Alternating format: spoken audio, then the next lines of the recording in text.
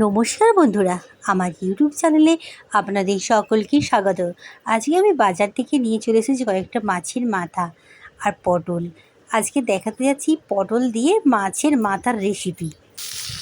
পটলগুলো ভালো করে ছাড়িয়ে একটা আলু ও ক্যাপসিকাম দিয়ে স্বাদ অনুযায়ী নুন হলুদ দিয়ে ভালো করে ভেজে নিচ্ছি।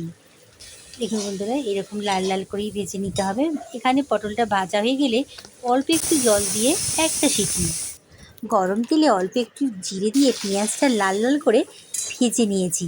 এখানে আমি মশলা নিয়েছি আদা, রসুন, টমেটো, কাঁচা লঙ্কা, ধনে, জিরে, গোলমরিচ আর অল্প কাঁচা লঙ্কা। এটা বেটে দিয়ে দিলাম নুন আর একটু কাশ্মীরি লঙ্কা, অল্প একটু চিনি দিয়ে মশলাটা ভালো করে কষিয়ে দিলাম। এখানে মশলাটা কষানো হয়ে গেছে, সেদ্ধ সবজিটা দিয়ে অল্প একটু জল দিয়ে আমি এটাকে ঢাকা দিয়ে দিচ্ছি।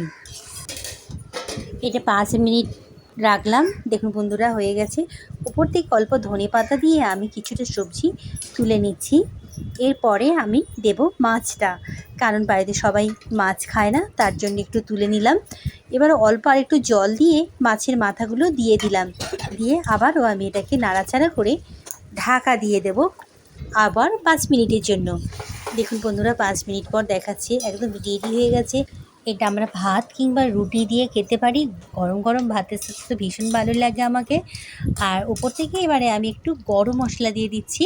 রেসিপিটা কেমন হয়েছে কমেন্টে অবশ্যই জানাবেন।